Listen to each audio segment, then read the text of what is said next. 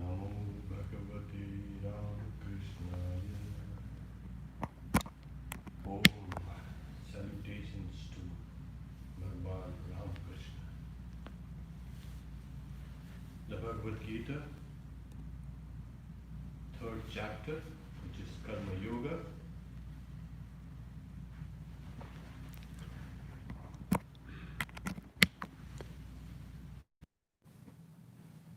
Third chapter, Karmayoga. 35th verse.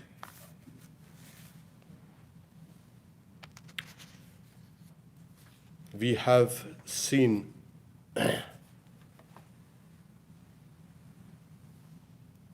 Sri Krishna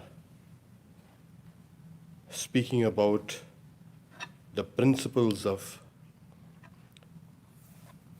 Karma Yoga. In this 35th verse, he says, Shreyan swadharmo viguna paradharmat svanushthitat swadharme nidanam shreya paradharmo bhayavaha. One's own duty, though defective, is superior to another's duty, though well performed. Death is better while engaged in one's own duty. Another's duty is fraught with fear. The translator has used the word duty to explain the word dharma. Dharma, as we know, is religion, but it's not just limited to the idea of religion. It covers an immense ground. Immense. So, our individual existence in relation to the world is also called dharma. Technically, the word dharma means that which holds us together, that which binds us. In the individual, we can say, yes, that which integrates us. So even if you translate dharma as duty, those actions which integrate us, even though lower, it's not really defective. It's translated here as defective. It's viguna, though less in quality. It's better than another person's duty, though it's well performed. Why is that? Why can't we do any other work? We have a kind of a particular bent of mind, a bent of personality. And we have seen there are some people who are oriented towards being artists, musicians, or lawyers, or doctors, and in the old days, professions were limited.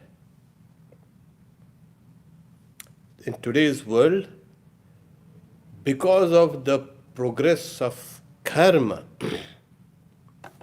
there are innumerable avenues where one can, manifest that particular bent of mind. Well, what is a particular bent of mind, let's say?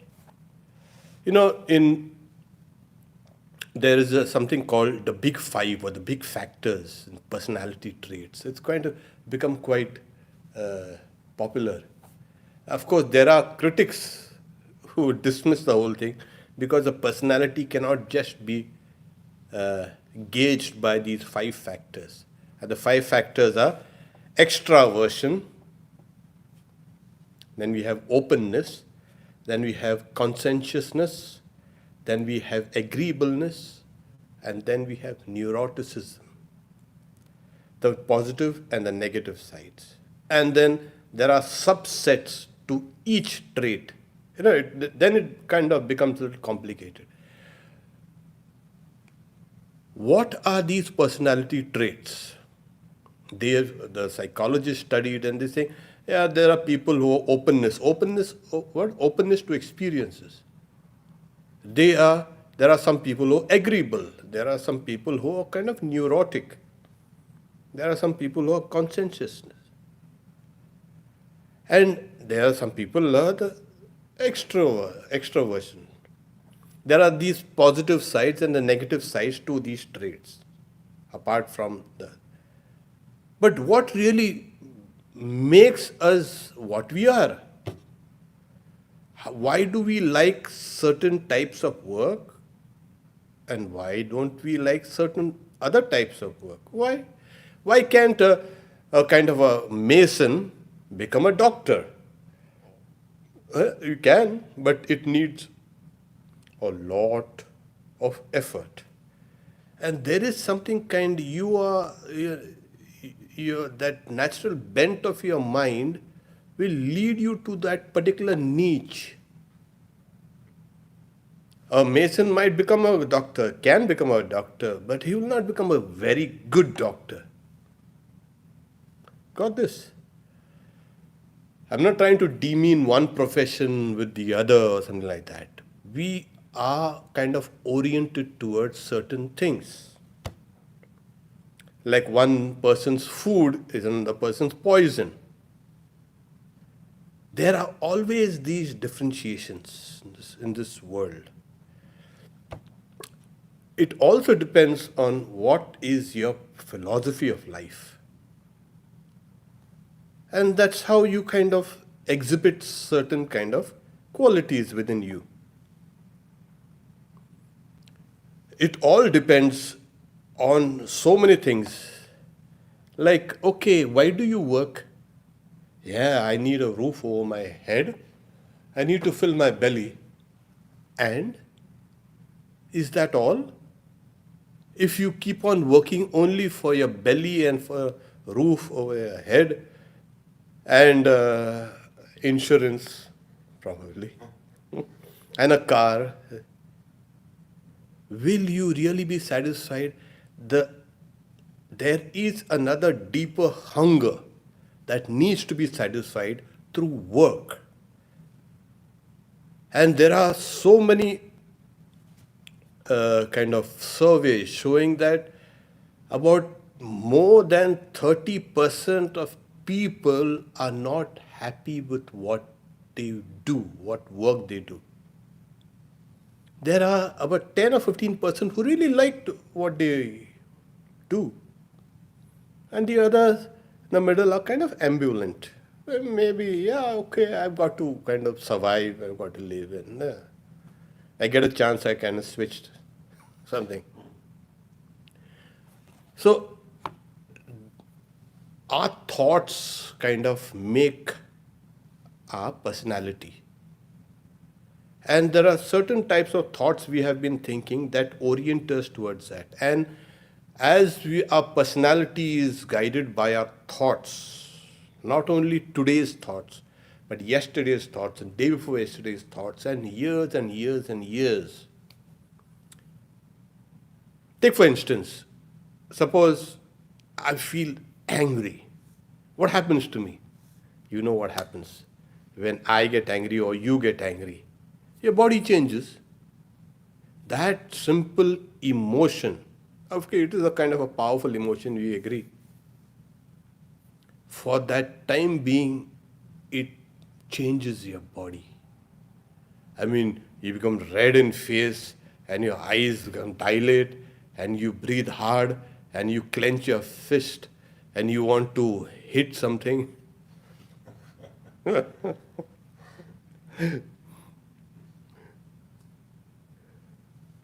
So, our thoughts make our personality and those thoughts also mold our bodies. So, what happens is we are building our own world of karma. That this world of karma needs to interact with this world, and that gives a further impetus.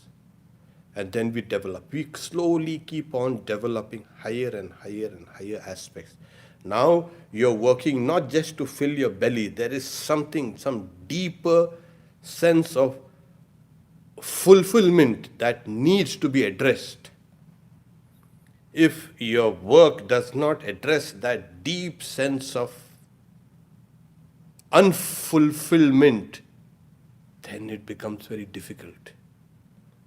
Then everything becomes topsy-turvy, as they say. Secondly, the verse is talking about don't try to ape or don't try to imitate other people.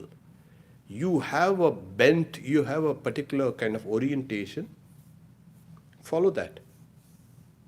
Don't imitate somebody else. So this is what he's saying. When you follow your own kind of personality trait, or your own sense of duty, or your own quality of work, it's better you keep on doing that than someone else's.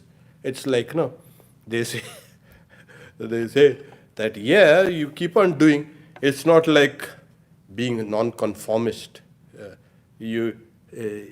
Yeah, kind of, that person, he's a lawyer, but he's a part-time kind of undertaker. What's that? So, you have to be careful about this. There is also something called the sense of happiness that comes when you are in your element, doing the work or thinking the thoughts which you like. That brings happiness. So, if you are being happy doing something which your being accepts and is comfortable with, keep on doing that. Some other profession, some other work might be lucrative for the time being, and you will go, and it will destroy you. You know, during this California gold rush, we had a gold rush. Years and years, and people give up all their kind of work and professions and rush to the gold mines and to kind of dig up gold. And it was chaotic. Chaotic. There are some who got rich through shrewdness, some who got rich out of hard work, but the rest was simply crushed. So opportunities are there. It depends on what you are going to do. So the Lord says, do what you're doing. Do it properly. And that itself is better than someone else's duties. Why? Because if you do your own duties, even die doing your own duties, it is better than doing someone else's duties in a kind of a excellent way.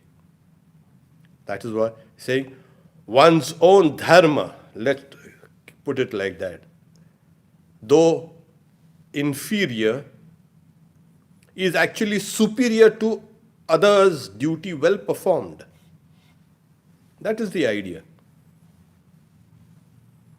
Death is better while engaged in one's own dharma. Another's dharma is fraught with fear. What happens is the Lord will also speak about this. The verse is Tasmat Shastra Pramanam Te Karya Vyavastito. Therefore, let the scriptures be your guide about what has to be performed and what has not to be performed. And knowing the injunctions of the scriptures, you work. There has to be some kind of guide. What's the highest type of guide? The scriptures. What's the highest type of goal? Freedom, liberation, moksha. The, the goal of all dharma, the goal of work is what? More work? Yeah. You keep on working, you'll get more and more entangled. You see? You do one thing properly, tomorrow two things come. You do two things properly, and the day after, four things will come. And there you are now, slowly, slowly, slowly, yanked out of your peace of mind. Karma always engages you, always draws you. So, a lot of people say, what's the goal of work? More work? Sorry. The goal of work is actually freedom, spiritual freedom. It's liberation. And that's the reason why when this higher calling about work dawns in us, we would like to be there, present, and work according to those guidelines that the scriptures say. The scriptures say, you want to be free? Yeah, I want to be free. Well, take this path. That's what. In this case, what Arjuna, he was attempting to abandon his dharma, his duties of a warrior, and take up some other dharma, other duties, that of religious mendicants, sannyasins. Oh, we don't want to. It's not good enough. It entails so much of problems and killing and all these things. So give it up and let's go and beg our alms and go and meditate. So Sri Krishna is saying that's not your dharma. A dharma is here to fight as a warrior, not to go there. And if you die fighting here, you will attain the highest results, equal to those guys who are doing the meditation. Yeah, so do your duty, perform it properly. You don't have to bother about saying, Hato va prapsasi swargam, jitva va bhoksasher mahim. And if you are victorious, you'll enjoy a vast kingdom. And if you die in the battle, it doesn't matter. You will enjoy a heavenly realm. So, stand up and fight. Why you want to run away and I want to meditate and become sannyasin? No, don't do that. Each one is cut out for a particular task in this mighty world of work. It's massive. You won't realize how massive it is. As we have been discussing, that's a wheel of Brahman. In this massive world of work, first we have to find out what we are. People say, who am I? That comes much later. That's a kind of a premature inquiry. Very premature. People kind of skip over certain steps and come to who am I? Stop it. Don't ask us, say, what can I do? What am I good at? Do that. And after doing that, exhaust yourself. Then you ask, what's the purpose of this work? What's the purpose and meaning of life? And then finally you come, who am I? Then you come down later towards that. Never ask, who am I? They'll say this guy is ripe for a kind of asylum. He or she doesn't know who he is, who he or she is. So, put your kind of whole force of your personality into what you are doing. Do it properly. Don't bother about what the world is doing and what the world is thinking. Don't look and imitate others. Do your work perfectly. And that was one of the first lessons that Pavahari Baba taught Swami Vivekananda. Swami Vivekananda had gone and met this great sage. It is what is now called Ghazipur near Benares. And he's saying, the sage said, Pavahari Baba says, let the end and the means be joined together in one. When you are doing anything, take it as the highest form of worship. Don't think of any results or anything. This is what I am doing, and this has to be done perfectly. This is the means, and this is also the end. So if I have to clean this desk, I have many ways of cleaning it. One is, if nobody is looking, I'll just kind of perfunctorily kind of clean it. If there's someone around, I'll take some time, but I won't be so very clear. But if I'm really interested in my perfection in work, I will see it done perfectly. I will clean this perfectly. It does not matter if people are around me or people are there. Simple. So what do I get from this work? I get that sense of perfection. I get a sense of happiness. And this is what work can really give you. The sense of direction, the sense of perfection. Put your whole personality into that work and plunge inside. Plunge, and then slowly, you always need to ask yourself, what can I do? Can I do a little better? There are people who want to change this whole world. Yes, they want to change. This is that. You first take care of your own self. Their socks are not washed, the unwashed socks. Their clothes are stinking, and their rooms are not made, and they are generally disagreeable with people around them. They cannot get along with their own loved ones, and this person wants to go out and change the world. Do you see what happens? So you get your ship right first, and then you will see you will be able to change the world through this. Yes, you can, but get your bearings right. This is what Sri Krishna speaks to Arjuna. So one's own dharma, though, as the word is viguna, is inferior. Though inferior, it is superior to other person's dharma, well performed. Death is better while engaged in one's own duty, in one's own dharma. Another's duty is fraught with fear. So these are strong words. Now, after this long discourse, which Arjuna had kind of put a few questions in the initial kinds of dialogue with Sri Krishna, he was quiet, he was listening to the whole thing. But it's not just passive listening, he was actively listening to what the Lord is saying. He puts another question here. And it's important because he wants now to know something concrete, something practical. We are still on the level of kind of the teaching is a little abstract. And Arjuna wants to put them into practice.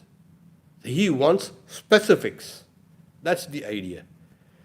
So he says, Atakena prayuktoyam papam charati purushah anichannapi varshneya baladiva niyojitah. Say, now, then, O scion of the Vrishni dynasty, that is Krishna. You think? Varshneya, because he was one of the descendants of that dynasty. Ata Kena. Impelled by what does this person commit sin even against one's wishes? Being constrained by force, as it were, being impelled by force. We do certain things and we regret. And then we wonder, what impelled me? What pushed me into this? Why did I do that? Why did I say that? It has got me into big trouble. So the question is like something as if we're kind of impelled. Even when we know we are doing something wrong, we have that consciousness, this is kind of wrong. Yeah. But you are, as it were, pushed into it. Why? Who's pushing me? Hey, I don't want to do anything wrong. Oh. So this is the question Arjuna puts. So now then, he's saying, oh Krishna, impelled by what does this person commit sin, even against one's own wish? Anichan, as they say. Baladiyo niyoja, as it were, impelled, as it were, by force. Baladiyo niyojita. Niyojita, to engage, forcefully engaged in something. Most of our lives are spent in regret. Either we did that or we didn't do that appropriate thing. And the result is dissatisfaction. Why did I do that? Why didn't I do that right thing? And we keep on regretting actions over and over again, over years, sometimes over years it takes. That's bad. Regret is bad, of course. But what actually made you do that with all your kind of good intentions? I remember once one person saying, the road, what was that? The road to failure is paved with good intentions. There are just intentions, but there has not been concrete work to get you to that point of, we can say, success. So failures, failures. All I intended well, I intended something else, but somehow it never worked out for me. We are impelled. Now there are two criteria. One is nature is impelling you, and the second is your own momentum is impelling you to certain things. The first is the three gunas, the sattva, rajas, and tamas of nature. Yeah, kind of, the dynamism is very difficult to kind of, to really pinpoint what force is actually working out within your body and mind at that particular instance, that particular circumstances. So nature is kind of pulling you. You never wanted a virus to be here. What happened? Well, you got it. Who is to be blamed? That person, this person. No, that person was the carrier, this person. Certain things have been sweeping across the globe. Who's responsible? Well, we can do a bit in trying to be safe and cautious. We can understand that there is something that's kind of spreading, infecting people, and also killing those with a weak immune system. So we can take, remedial steps or precautions to counter. But there are some forces in nature which are just beyond our control. We can kind of, to an extent, we can try to be careful. Yeah, that's what human beings have been doing. But the forces of nature are tremendous. It will just sweep you. It's sometimes like a tsunami. Sometimes it comes quietly and swarms you. So this is one, the forces of nature in its dynamism, the three gunas of sattva and rajas and tamas. There's another element in this nature.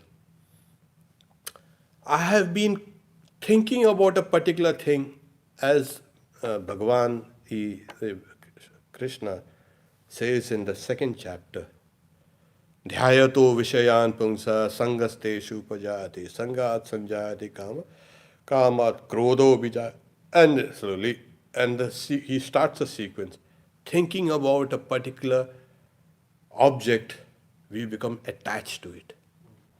And when we become attached to it, when that desire is obstructed, we become angry.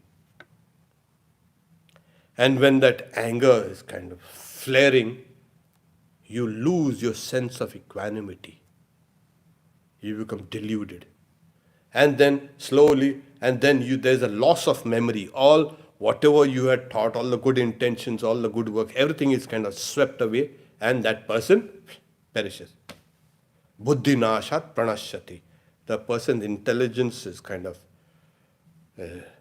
broken, and that person perishes. So there Sri Krishna had given us a sequence of how we kind of roll downhill something we have done, and that is actually pushing us on and on. I was just speaking about you do one work and it leads you to more work and more work and more work.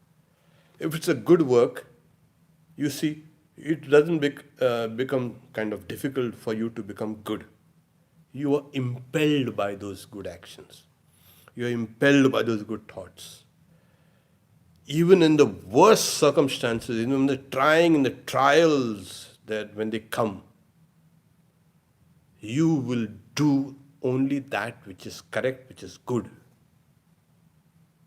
You will not pick up anything which does not belong to you. No, it doesn't belong to me. Simple as that. So, we have set in motion certain kind of mental attitudes of karma, and it keeps on pushing us on and on and on. Then, another factor in this world of momentum, our personal momentum, and the world's, you can say, power, nature's power, is there is something called attraction and repulsion. We like something, we dislike something. It might be in different degrees of likes and different degrees of dislikes. But we are constantly buffeted by these likes and dislikes, raga and dvesha. So, in a couple of verses before, say, raga dvesha vyuktestu vishayan indriyase. You get away from this kind of the impulsion of likes and dislikes. Keep your mind balanced. And as you keep your mind balanced, you will be freed from this constant likes and dislikes. The mind being buffeted by things. And nature will bring all these likable things to you, and you will be full of glee. And then nature will bring something which you dislike, and that will depress you. So we are kind of, it's like that. We are in the state of manic depression, bipolar. We all run through one extreme to another. So throughout the day, we kind of swing, wildly swing. Try to kind of keep yourself in the center. That's equanimity, that's equilibrium. Don't let the mind just swing. Here, what makes the mind swing? That's the idea. So he said, atha, now. So he's saying, atha, that is, now, after all what you have said, that's okay, that's good. But what is impelling me? It's like, as if a human being is kind of powerless at times. Yes, with all this great education and civilization and culture and this and that, and so kind of, you can say, elaborate philosophies that a person has read, and he or she is so articulate. That person is nothing like a kind of a float Sam or jet Sam, whatever I say, in this ocean, which is just dragging you somewhere, which you do not you realize. There's an undertow you don't realize. That when you swim, you might not realize there's an undertow, and you might get dragged with it. It is a good experience of swimming. I can swim, but there's undertows. Nature is massive, it's powerful. We don't really know how she is kind of impelling us. He will get her work done. Nature will get her work done. We are nothing but dispensable. Not we think we are indispensable. Oh no. Nature can kill millions and create millions of fresh. It's no loss to nature. Nature will get her kind of work done. If not through you, through someone else. The question is a person like a helpless wreck in the storm tossed, you can say, ocean of nature? So we are being impelled. Don't want to do a particular thing, and yet something pulls us, as it were, or pushes us from behind, both our own momentum and nature pushing us. So this is the question, Bhagavan, to the Lord. We have discussed what the word Bhagavan means. The commentator has explained it. We don't need to kind of go. Just briefly, that he who knows the Utpatti Pralaya, the birth and the end of all beings, he who knows the amount of knowledge on ignorance that you have, and the Lord knows what is your path.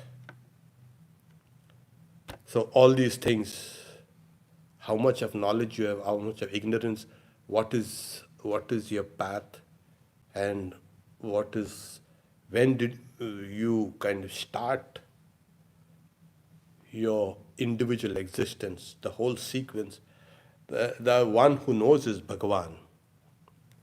So the Blessed Lord says, 37th verse, now that the question is kind of put, the Lord says, Kama esha krodha esha rajo guna samudbhavaha mahashano mahapapma vidye na iha vairinam. Yeah, now briefly the Lord says, this desire, kama, this anger, this krodha, born of the quality of rajas, rajo guna samudbhava. So we are talking about sattva and rajas and tamas, these three qualities. So this desires and anger is born from this, the rajoguna. That is ceaseless activity, restlessness, a kind of a dissipation, of kind of fragmentation. This is what it means.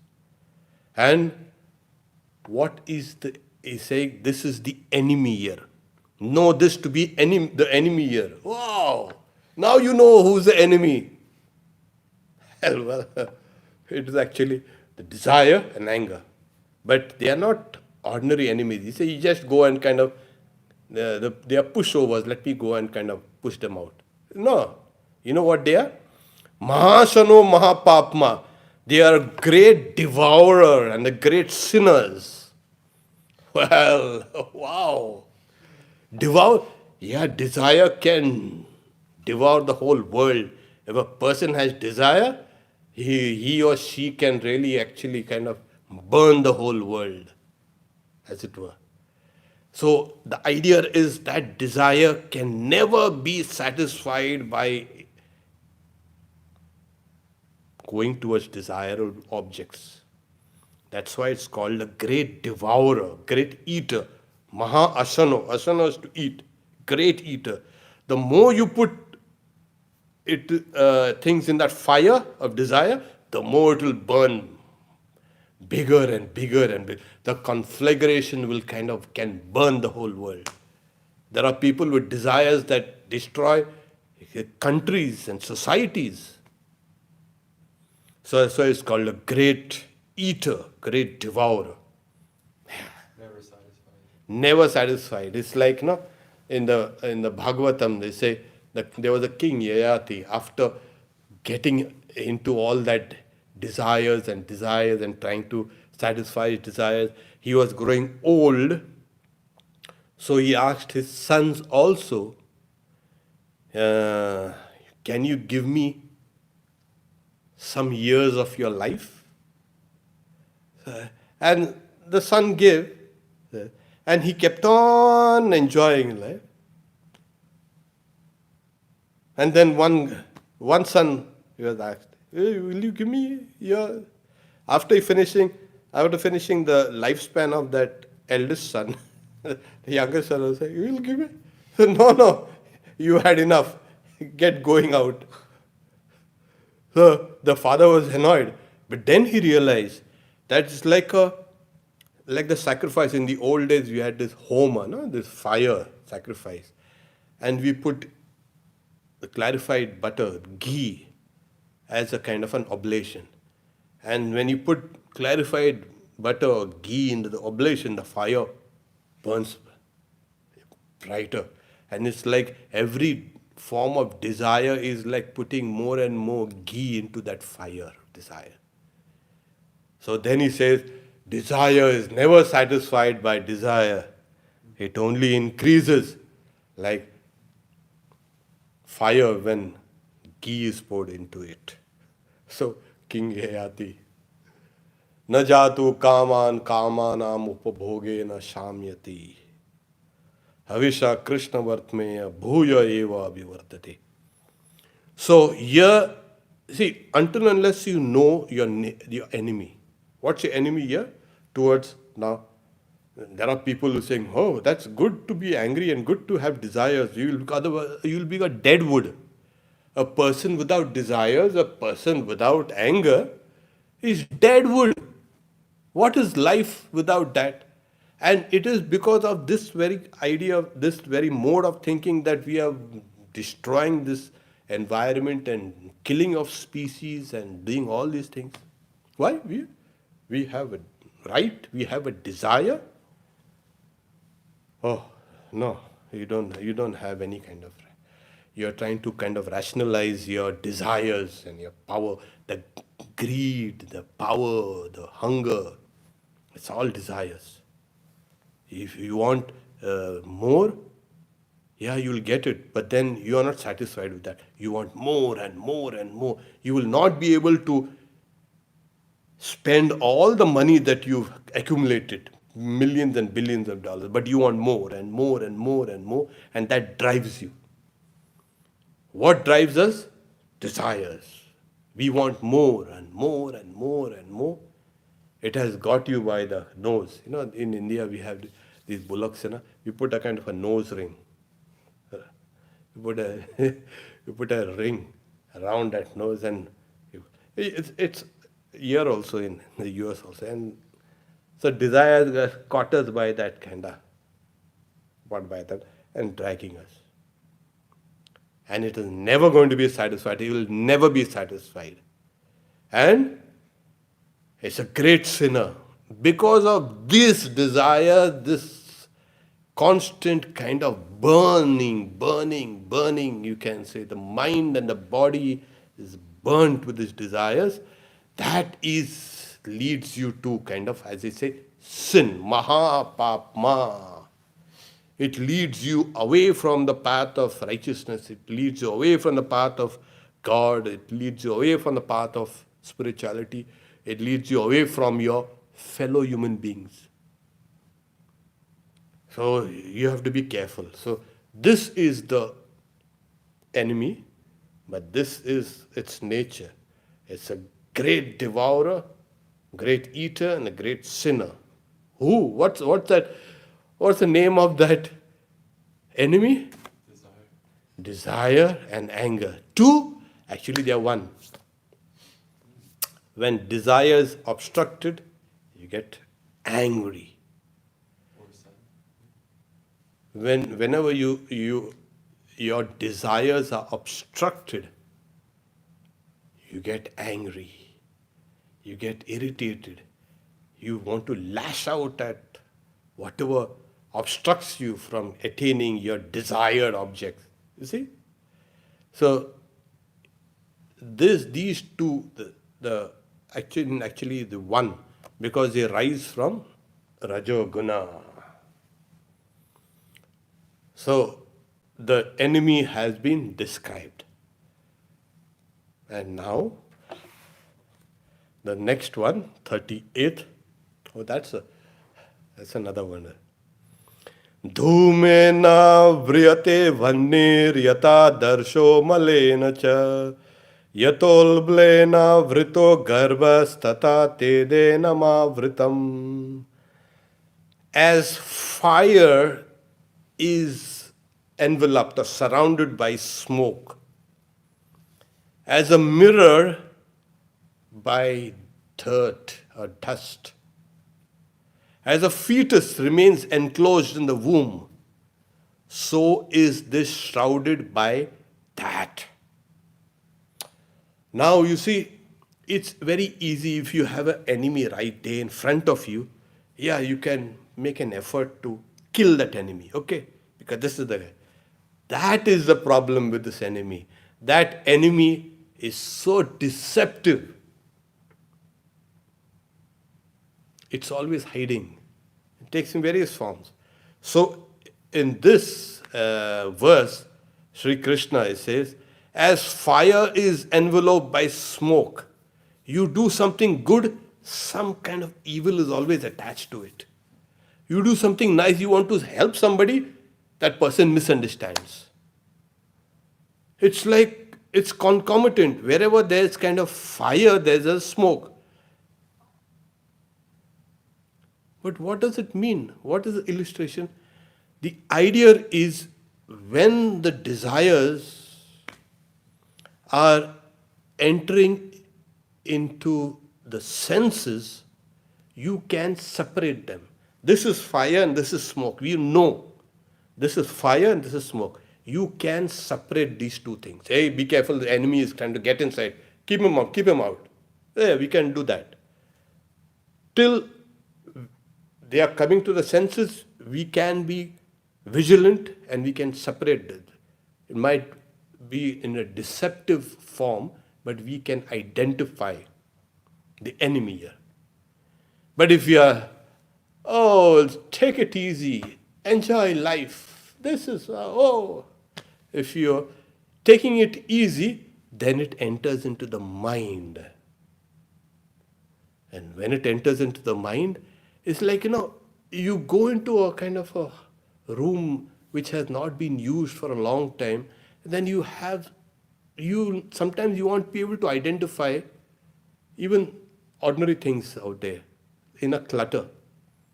The next example, as a mirror by dirt and dust and soot.